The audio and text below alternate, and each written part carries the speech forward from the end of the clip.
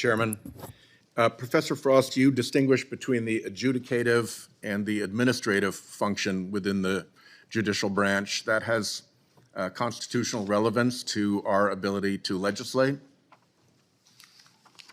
Yes, I think that's a very important distinction. Because we have no business interfering in the court's decision-making on matters before it, but as to the administration of justice, we do have the authority to pass laws, correct? Yes, the Constitution intended Congress to play that role over judicial administration and not interfere with. In fact, Canon 4 of the Code of Conduct encourages judges to testify in legislative bodies regarding the administration of justice. And that would not be there if it were not appropriate for Congress to legislate regarding the administration of justice, would it? Agreed. Moreover, you mentioned the Ethics in Government Act, the Ethics Reform Act, and the recusal statute. Those are all laws passed by Congress? Yes. And they all apply to the court? Yes. Indeed, in some cases, using the word justices specifically, which is the term that applies to Supreme Court justices only, correct? Yes. And has the application of those statutes to the Supreme Court ever been challenged by the court itself in the years in which they've been in place, to your knowledge? Not to my knowledge. Judge Fogel, you were at the Judicial Conference for many years.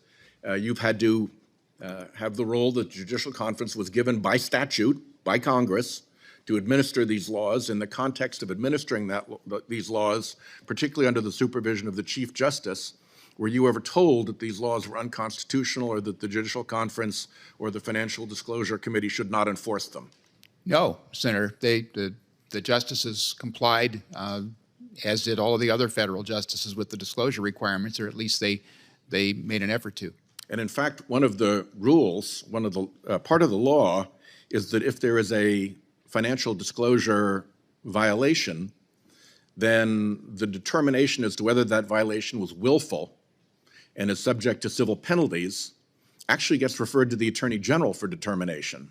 That's correct. What the committee does is it looks at the non-disclosure or the incomplete disclosure. It determines whether it's something that could be remedied. Usually the way the committee functions is remedial. They try to get the filer to comply with the disclosure requirements. But if there's a willful failure, then the committee has the authority to make that referral. And it does so based on a determination that there's reasonable cause for someone to believe that this might have been a willful violation. That's correct. Then the willfulness determination gets made by the Attorney General. That is correct, but I have to say— There are civil fines that are potentially imposed if Yes, sir. Okay, that's go correct. ahead, finish what you want to say. What I was going to say was that the committee tries very hard with the filer to make sure that every effort is made to get a proper filing. So, in fact, it's okay for a judge, in fact, it's even encouraged for judges and justices to bring concerns about financial disclosure to the committee for a confidential opinion saying, here's what you got to do. That's correct. And Justice Thomas did not do that with respect to these filings. I don't want to comment on Justice Thomas, but normally the committee is there to assist with questions like that. So has the Judicial Conference, again under the supervision of the Chief Justice of the United States, ever suggested that it was unconstitutional for Congress to require that these forms be filled out, that if there are omissions in the forms, that be referred to the Attorney General, and that a civil fine could be imposed on a justice for failure to file? Has that ever been raised in your conversations? Not to my knowledge, sir. No. Well, that's, I think, a little bit telling. I appreciate that. Mr. Payne, are you familiar with the concept of regulatory capture?